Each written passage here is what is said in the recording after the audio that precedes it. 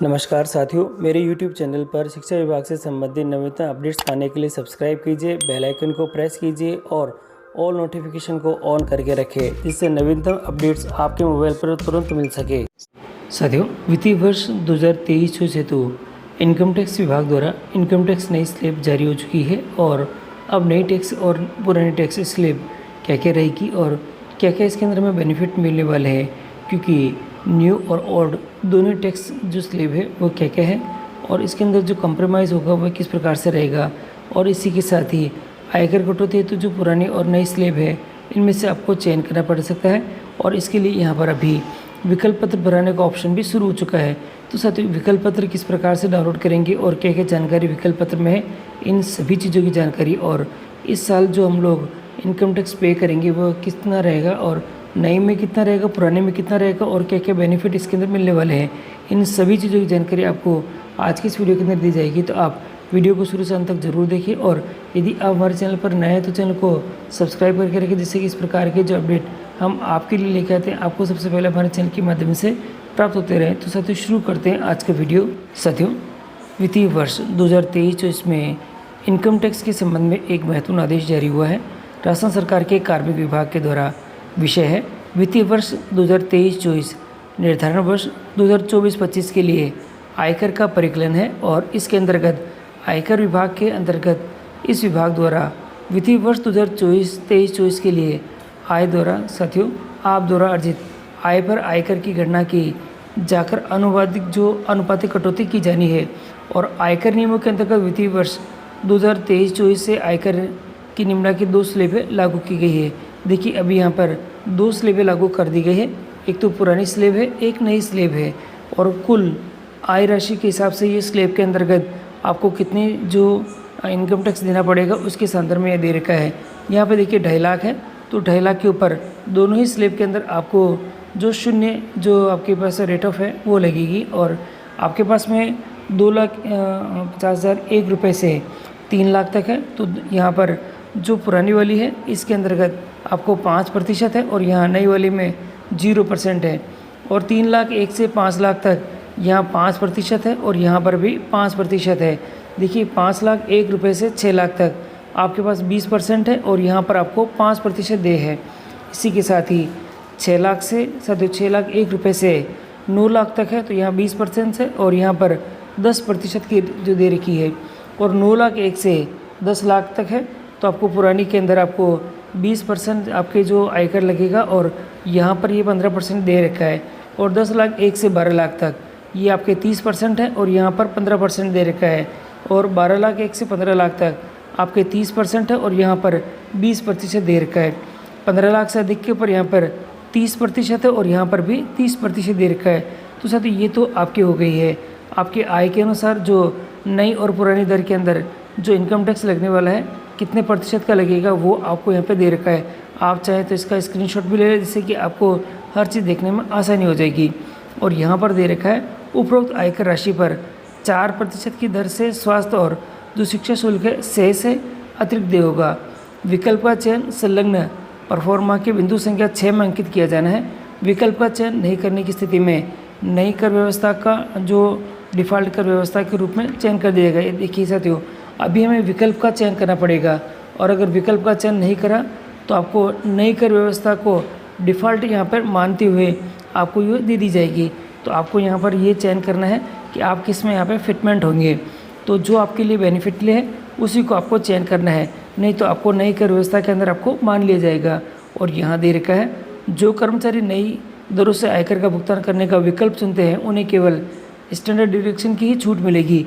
ध्यान रखिएगा, आपको केवल स्टैंडर्ड डिडक्शन की छूट मिलेगी नई कर व्यवस्था में और स्टैंडर्ड डिडक्शन के अतिरिक्त उन्हें मुख्यतः मिलेगी छूट कटौती का लाभ नहीं मिलेगा।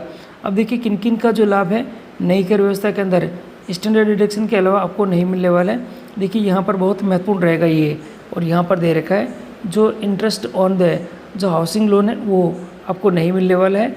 डिडक्शन ऑफ द चैप्टर्स यानी 6A दे रखी है, यानी 80C 80D 80DD है, 80E है, 80G है, 80TTA है और अदर्स है, वो आपको नहीं मिल रहे हैं। हाउस रेंट आपको बिल्कुल भी नहीं मिलने वाला है।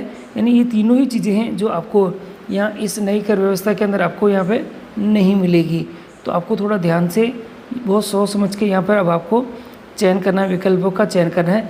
इसी के साथ ही यहाँ पर दे रखा है, जो कर्मचारी नई दरों का विकल्प चुनना चाहें उन्हें मकान किराए की रसीद, देखिए साथियों यहाँ दे रखा है, अगर आप नई करों का विकल्प चुनते हैं तो मकान किराए की रसीद, आवास ऋण पर ब्याज की राशि, विकलांगता प्रमाण पत्र, जो शिक्षा ऋण पर ब्याज की राशि, मेडिक्लेम की जो रसीद है वह, शिक्षण शुल्क है, अन्य बचतों की सूचना जो कि परफॉर्मा के बिंदु संख्या 10 और 11 की सूचना है प्रस्तुत नहीं करनी होगी।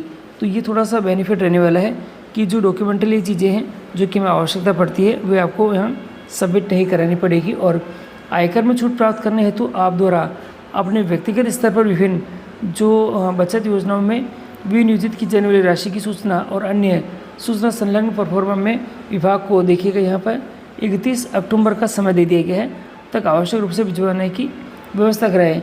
यदि उक्त सूचना निर्धारित तिथि तक इस विभाग को प्राप्त नहीं होती तो इस विभाग में उपलब्ध अभिलेखागार जो भी राशि आयकर की बनेगी वह आपको वेतन से काट ली जाएगी। तो ये बहुत ही महत्वपूर्ण होने वाला है। यदि आपने 31 अक्टूबर तक ये जो परफॉर्मा है और इसके संदर्भ में जो भी सूचनाएं नहीं दी तो आपके जो अभिलेखागार है यानी विभाग के जो अभिलेखागार है वो राशि जो भी आपकी राशि होगी उस पर आयकर जो बनेगा वो आपके वेतन से काट लिया जाएगा। तो ये बहुत ही महत्वपूर्ण होने वाला है। परफॉर्मा की संलग्न दे रखा है और यहाँ पर कुछ नोट भी दे रखे हैं। देखिए नोट पे बहुत महत्वपूर्ण है। यदि वेतन से सीधी कटौती में बचत राशि 1.5 लाख रुपये है तो अतिरिक्त स्वनिवेश की राशि दर्शाई जाने का कोई औचित्य नहीं है। यदि फॉर्म नंबर 16 में कोई भी इंद्राज नहीं दर्शाया गया है तो ये थोड़ा सा आपको ध्यान रखना पड़ेगा। और यहाँ दे रखा है वेतन से सीधे कटौती में बचत राशि, देखिए बचत राशि जो 1.5 लाख रुपये से कम है तो यहाँ दे रखा है अतिरिक्त स्वनिवेश राशि और अन्य छूट, गृह ऋण पर ब्याज, मेडिक्लेम पॉलिसी, शिक्षा ऋण पर ब्याज आदि के साक्ष्य, देखिए 10 फरवरी 2024 तक टाइम दे दिया गया है। प्रस्तुत करने पर निवेश की राशि की छूट दी जाएगी। यानी इस डेट से पहले तक अगर आप प्रस्तुत कर देते हैं तो आपको छूट की जो फ़ायदा है वह मिल जाएगा और फॉर्म नंबर 16 में जारी कर दिया जाएगा। तो फॉर्म नंबर 16 यहाँ पे महत्वपूर्ण रहने वाला है और फॉर्म नंबर 16 के अंदर ये जो सूचना है अगर 10 फरवरी तक अगर आप जमा करा देते हैं तो ही फॉर्म नंबर 16 में दर्शा दे दी जाएगी और आपको कुछ जो बेनिफिट्स है वह मिलना स्टार्ट हो जाएंगे। जीवन बीमा प्रीमियम राशि जिसकी कटौती वेतन से की जा रही है उस राशि को दर्शाने की आवश्यकता आपको नहीं मिलेगी क्योंकि GA55 में ये साफ ही नज़र आ जाएगा। तो यहाँ पर जो परफॉर्मा है जो कि हमें विकल्प के रूप में देना है वो कुछ इस प्रकार से रहेगा। देखिए परफॉर्मा भी बहुत महत्वपूर्ण है, आप एक एक चीज़ ध्यान से देखिएगा। सबसे पहले आपका पूरा नाम, पद और मोबाइल नंबर यहाँ लिखना है। कार्यालय विभाग का नाम, किस कार्यालय के अंदर आप काम करते हैं तो उसका जो विभाग का जो नाम है वह भी आपको लिखना है। फ़ोन नंबर लिखना है, आयकर का स्थायी खाता संख्या लिखना है आपको और आधार संख्या लिखना है, आवास का पता लिखना है। अब आप किस प्रकार के विकल्प को चुनते हैं, नई और पुरानी दोनों दे रखी है तो पुरानी यहाँ है और नई यहाँ है, दोनों तरह दे से रखी है। तो अगर पुरानी चुनना चाहे तो यहाँ पर, नई तो यहाँ पे आपको यहाँ पर टिक मार्क आपको कर देना है। जो लागू नहीं है उसे काट दें। देखिए जो लागू नहीं है यहाँ पर उसने कहा रखा है कि अगर नई को चयन करता हूँ तो पुराने वाले को मैं क्या कर दूँगा, जो काट दूँगा और नई वाले पर टिक हो जाएगी। और यदि मैं इस तरह से मैं पुरानी वाली में जाना चाहता हूँ तो नई वाले को मैं क्या कर दूँगा, यहाँ पे क्रॉस कर दूँगा। इस तरह से आपको करना है। यदि आपने सचिवालय में 1/3/2023 के पश्चात कार्यभार संभाला है तो कृपया यहाँ दे रखा है 1/3/2023 से लेकर सचिवालय में कार्यभार संभालने की तिथि तक प्राप्त किए गए वेतन और भत्तों का तथा कटाए गए आयकर की रकम का विवरण जो कि GA55 में प्रस्तुत करें, जो आरोपण अधिकारी के द्वारा सत्यापित किया गया हो। फॉर्म नंबर 16 सचिवालय में पदस्थापित अवधि को ही देय होगा। तो थोड़ा सा ये ध्यान रखिएगा। और यहाँ जो अगला बिंदु है वह भी महत्वपूर्ण है क्योंकि ये भी हमारे लिए बहुत महत्वपूर्ण यहाँ पे काम करेगा। पुनः नियुक्त कर्मचारी द्वारा प्राप्त की जा रही पेंशन की राशि जिस पर आयकर की कटौती करवाने चाहते हैं अंकित कर सकते हैं। अन्य आय जिस पर आयकर काटा जाता है वह आपको यहाँ पे मेंशन कर देना है। और इसी के साथ ही यदि आप किराए के मकान में रह रहे हैं तो जो संदर्भ मासिक किराया आवश्यक रूप से अंकित करें तथा किराए की रसीद पर मकान मालिक के पेन नंबर और निवास का पता आपको लिखना होगा। तो साथ ही ध्यान रखिएगा यहाँ पर मकान किराए की रसीद के लिए आपके पास में ये डॉक्यूमेंट होना जरूरी है। अनुग्रह बचत जो आपके द्वारा विनियोजित की जा रही है वो आपके पास में कुछ इस प्रकार से रहेगी। देखिएगा वित्त वर्ष के दौरान वित्त पोषित जीवन बीमा पॉलिसी की संख्या और प्रीमियम राशि, पेंशन जो यहाँ दे रखा है, पेंशन जीवन बीमा योजना अलग से स्पष्ट रूप से अंकित करें।